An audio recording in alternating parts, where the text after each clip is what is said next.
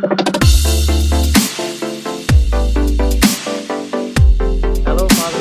Father Ovito here. Greetings from the land of Jesus. I'm here to explore more about Jerusalem. So please join me, and I have more videos to come. Mabuhay. God bless you, and muchas gracias. Dios les bendiga a todos. Was a teenage. She was living in the area here, and one day Angel Gabriel came to her and he announced her that she's going to give birth to a son and she will name him Emmanuel. So when we go later to there, we're going to see the house, the actual house from the time of the Virgin Mary. Archaeologically speaking, there's so many archaeology that was done in the area, and there's so many oil lamps was found from the time, we call it the Second Temple period, all right? And it's like the period itself, it starts when the temple was built, and it finishes when it was destroyed. Jesus comes part of that period, where you see like just on the corner there's a museum, okay? If you want later to come on your own and visit the museum, they have all the findings that was found here, oil lamps, coins, but there's one impressive finding inside. It's a column from the late 1st century, the beginning of the 2nd century, bearing a carving on the column Miriam. And this is the name of the Virgin Mary, all right? But the Mary is the English name. And Miriam actually, of course, maybe you already know that, but Miriam is an Aramaic word from two words. Mir is star and Yam is a sea, all right? So the star of the sea. This is the name of the Virgin Mary, and it's appearing in one of the columns inside, all right? Tomorrow we are visiting the Church of Stella Maris. Stella Maris is the translation in Latin for the name of the Virgin Mary. Stella is star, Maris is sea. But in any case, those are the findings. But what's over here was found is a staircase, part of a house that had 2 stories, 2 floors, and it's predicted to be the house of the Virgin Mary. How do we know that? Besides the findings, it's also, as I said, tradition. Tradition takes a big part in this country. And in the early Christian time, in the 3rd century, there was a chapel here, was built on top of the house of the Virgin Mary, a very small chapel. But then there's one that was built in the late 5th century that has an inscription saying, Verbum caro factum est, all right? That you see it on the facade. Verbum caro factum est, e habitant in nobis. Here the word became flesh and dwelt with us. But the early Christians, back in times, they added one word inside, which is hic, meaning here. So they are the ones who said that here is where the word became flesh and everything started. It's located outside the, in front of the house. But looking at the facade of the church, you can see Jesus Christ first on top. He's the highlight, of course. Underneath him, to the left, you can see an angel coming. That is Angel Gabriel. And to the right, you can see a young lady. That is the Virgin Mary. Now, the most impressive thing over here is this is the only time, if I'm not wrong, in history in the world where you can see the depiction of the Virgin Mary depicted as a young lady, all right? Because look behind you, you can see the statue of the Virgin Mary. Behind you also so many depictions and icons. There's at least more than 99 icons of the Virgin Mary here donated by different countries. But all of them shows the Virgin Mary as a mother, as an old woman, because she's already a mother. But over here, she was only a teenage, 16 years old when she was announced. So that is the idea. This is where you see the Virgin Mary for the only time as a young lady. Underneath them, you can see the 4 evangelists, Matthew, Mark, Luke, and John, with their tributaries, all right, the animals representing them. And underneath them is the word that we said, Verbum caro factum est, e habitant in nobis. This church actually, if you have to imagine it, it's like you have to imagine it like a birthday cake, all right? Birthday cake, it's like layers of, chocolate, vanilla, and all of that. But here, layers of foundation. So the first foundation is the house of the Virgin Mary. You will see that staircase. Then on top of it, there's a late 5th century chapel that was built, and you can still see the apses and everything from the church. And on top of the Byzantine one, there's a one for the Crusades.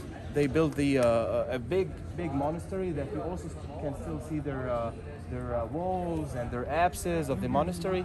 And the last project was this one by Giovanni Muccio, an Italian artist and architect, in the year 1969. So this was the last, you could say, project for the Franciscan Church in the Holy Land here. One of the last projects, all right?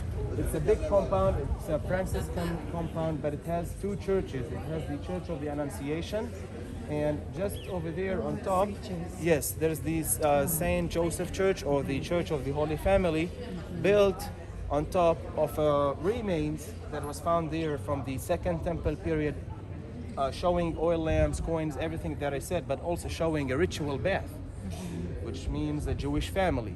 So it was by tradition believed that this is where Joseph had his workshop, okay? Because as tradition says, that the Virgin Mary was living here with her parents. And then when she was announced, she went and visited Elizabeth because, she was also pregnant with the Holy Spirit.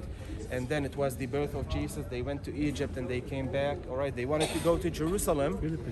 And Jerusalem was chaos there. Still people were looking for Jesus. So they decided to come to Nazareth. And this is where, according to tradition, it says, since the Virgin Mary was here in this area, so she was very familiar with the place. So Joseph decided to take a house next to her parents' house. All right, so that church is called the Church of Joseph, is where Joseph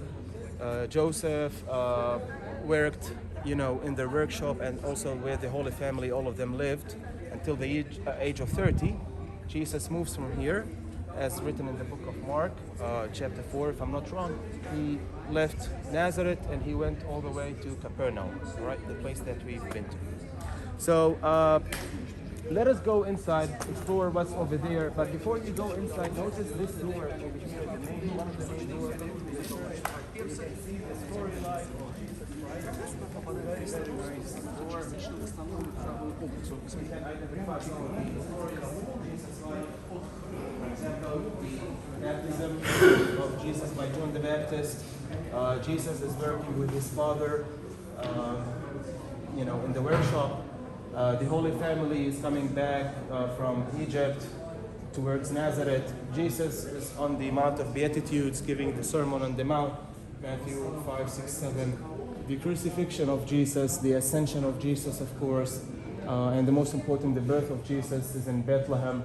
All right, so that is one door over here. And just behind you is stories from the Old Testament.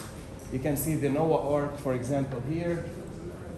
You can see on top Adam and Eve, and some other stories like the binding of Isaac, Genesis 22, because this is the Christian view, right? This is, the Old Testament and the New Testament is the continuation, all right? So you can take pictures of the doors itself if you want. And let's go inside before those groups come. You have to take off your hats, guys. We usually do the explanation outside, because I'm not allowed to dive inside.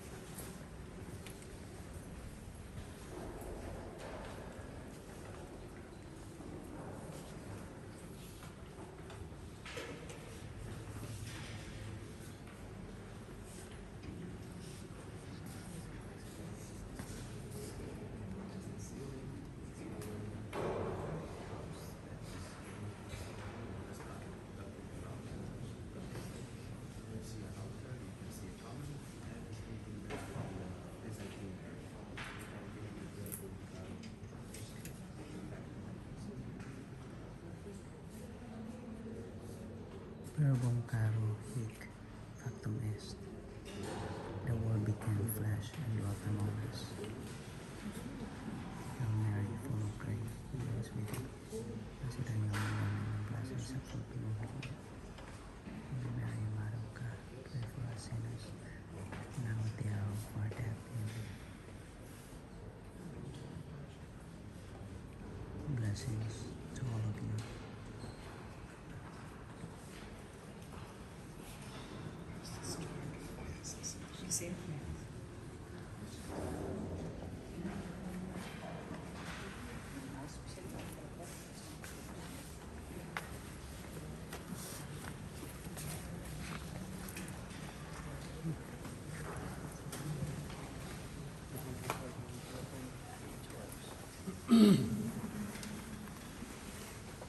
It's getting crowded here.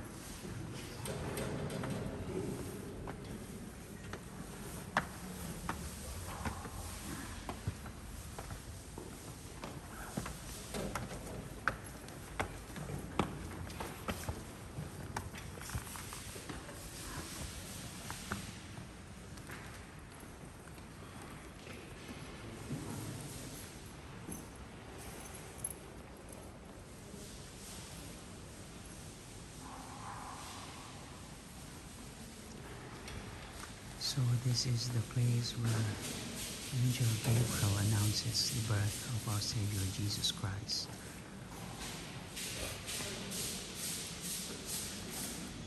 When Angel Gabriel said, "You will bear a son, and you name him Emmanuel."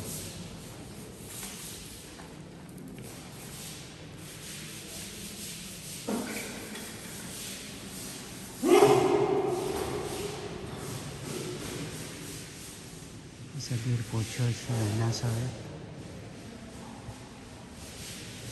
and this is the place where it was begun, the salvation of humankind.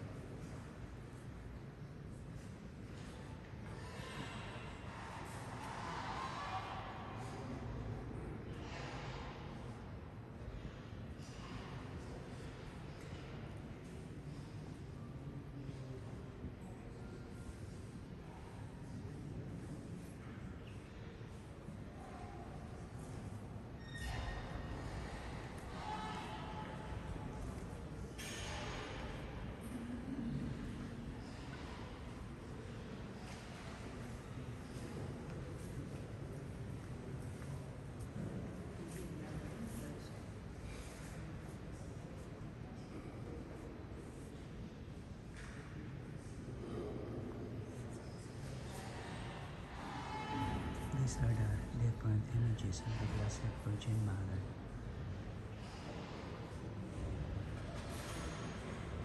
Padroeira do Brasil.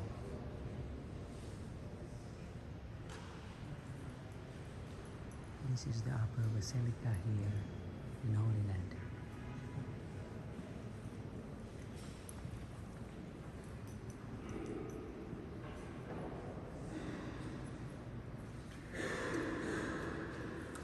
Queen of China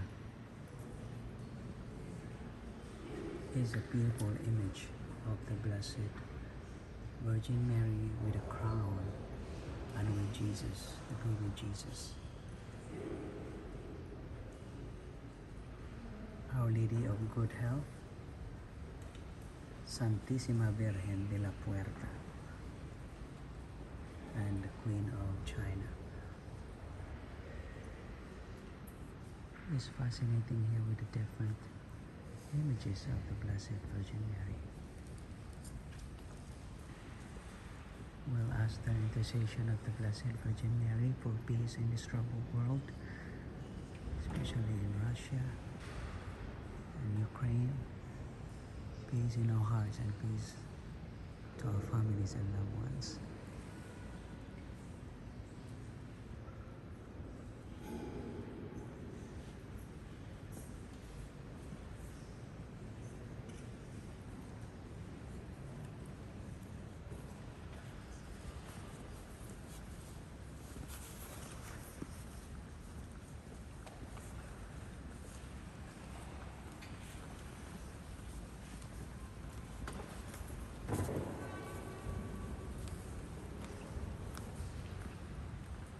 We'll be having our Mass here with the group.